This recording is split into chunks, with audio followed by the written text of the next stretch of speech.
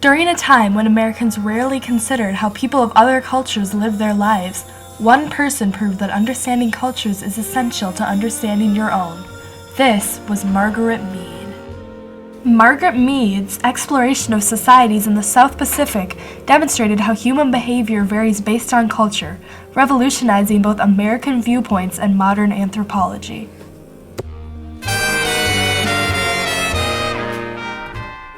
Mead's interest in anthropology began at a young age.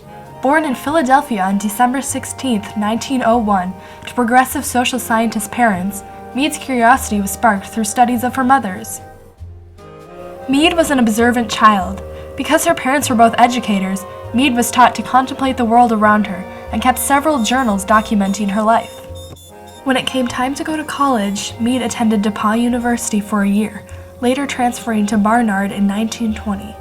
After receiving her bachelor's degree in psychology from Barnard, Mead went on to Columbia University to get her master's degree, also in psychology. Later, while taking classes from Franz Boas, a well-known anthropologist, and his assistant Ruth Benedict at Columbia, Mead decided to pursue a PhD in anthropology, the study of humans and their culture.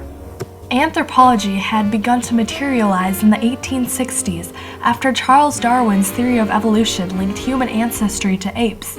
Darwin's discovery led to many scientists exploring what was called evolutionist anthropology, which involved studying universal biological ideas. However, Boas looked at anthropology a different way, studied humanity through different cultures. This was called social anthropology, a new idea in the 1920s. Outside of anthropology, the 1920s was a revolutionary period in America. It was nicknamed the Roaring Twenties for the great changes in societal norms and new cultural ideas. However, the 20s was also a time of poverty and unrest because of the emergence of the Great Depression. This was a hard time, especially for children and teens who were expected to work long hours in order to support their families. Stereotypes were prevalent during this time as well. People of color, immigrants, and people of certain religions were discriminated against. Women, although granted the vote, were still denied many freedoms and were not viewed equally. Mead would soon refute many of the cultural stereotypes in America. Her experience with fieldwork, a modern anthropological idea, began in 1925.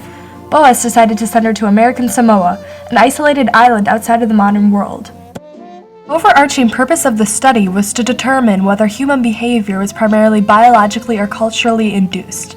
Mead's focus was on adolescent girls.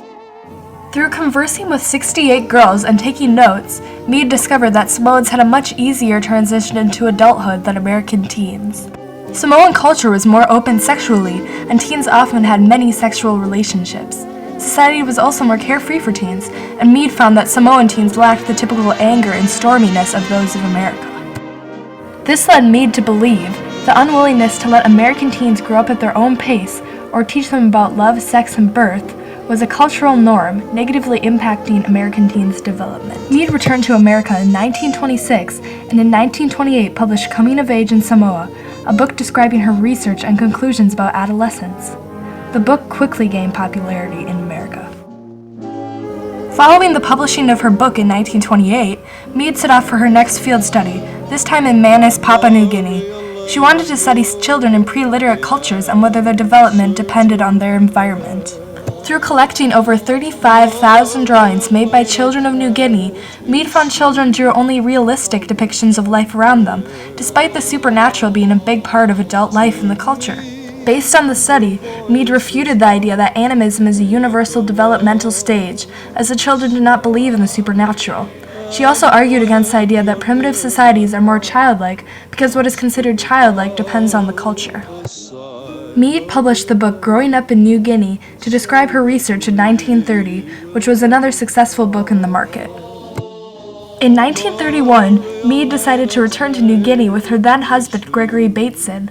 She and Bateson wanted to study and compare three tribes in the Sepik region, the Arapesh, the Ludugamore, and the Chambuli. Her goal was to find out whether gender roles were determined based on culture. Through her field research among the tribes, Mead found that the three tribes had very different standards for male and female behavior. In the Arapesh tribe, women and men were both peaceful and calm, a trait associated with women in America. The opposite was shown in the Mundugamore tribe. where both men and women were more aggressive and combative.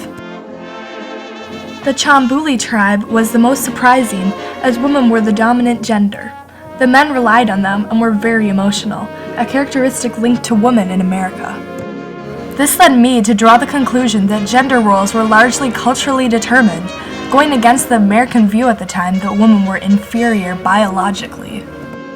Her book, Sex and Temperament in Three Primitive Societies, published in 1935, described this study. It was the third of Mead's over 20 published books. Mead's work was far from over. One of her later major trips occurred from 1936 to 39 in Bali and was centered around culture's effect on personality. Mead and Bateson compiled 35,000 pictures and 33,000 feet of film to demonstrate Balinese culture, rituals, and interactions. This original idea of visual anthropology was appreciated by many anthropologists as well as the general public. After Mead conducted many field studies, World War II began in 1941, making travel to the South Pacific impossible. During this time, Mead remained in America, focusing her fieldwork on the war. Mead was influential during the war, contributing to efforts by researching the purposes of war, food distribution, and how to maintain morale. In her later years, Mead focused on American culture, teaching at many universities, publishing many books, and working as a curator at the American Museum of Natural History. She returned to the South Pacific in the 1950s to study changes in primitive life, never stopping her research. Due to her fieldwork and books, Mead became a well-known anthropologist, one of the most famous of her time. She traveled around the country, dedicating her time to speaking on international problems such as women's rights, parenting, education, sexuality, racism, drugs, pollution, and war.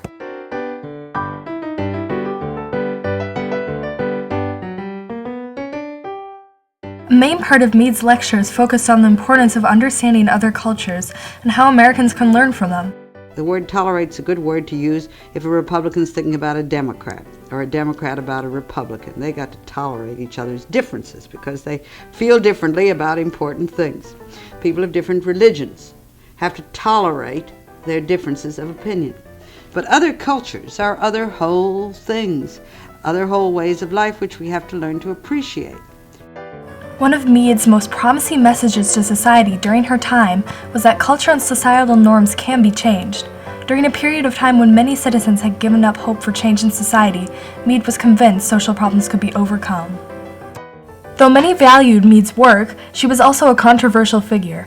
Many people viewed her ideas on women's rights, sexual life, and other topics as radical and absurd, mainly because many Americans still had traditional mindsets. Her book, Coming of Age in Samoa, was particularly controversial. Derek Freeman, another anthropologist, traveled to Samoa and found the way Samoans lived conflicting with the life Mead had described. He wrote a book criticizing Mead's ideas, research method, and accuracy. Freeman and other anthropologists also argued Mead's conclusions were drawn from little evidence just to make her point. Whether Mead's critics are correct or not, there is no doubting Mead's impact on society. The exchange of her modern ideas revolutionized the way Americans viewed culture and international topics. She made anthropology a more well-known and approachable subject through her easily readable books. Margaret Mead died on November 15, 1978 with 28 honorary doctorates and is the president of many scientific organizations. Praised by many, she was awarded the Presidential Medal of Freedom following her death. Even today, Margaret Mead's mark on society is great. Her fieldwork shaped modern anthropology through her novel research methods, such as her photographic analysis of Bali. In addition, her contention that traits are culturally inherited revolutionized the way anthropologists today approach their studies. Considered a leader in the feminist and sexuality movements, Mead's advocacy on social issues has impacted American viewpoints. Because she is viewed as an expert and a role model, she has helped remove prejudices and misconceptions. Her revolutionary point that human behavior is influenced by culture still inspires change today. Many community organizations today use her famous quote on changing the world as a mantra to support their work, such as the November Coalition, a group advocating for citizens imprisoned on drug charges. Mead, seen as one of the most famous anthropologists of the 20th century, is still honored today in America. A Margaret Mead commemorative stamp was released in 1998, and a Margaret Mead Award is given out to one young anthropologist each year. Mead's exploration of cultures at a humanitarian rather than biological level, as well as her social impact on society, were monumental and are still recognized today.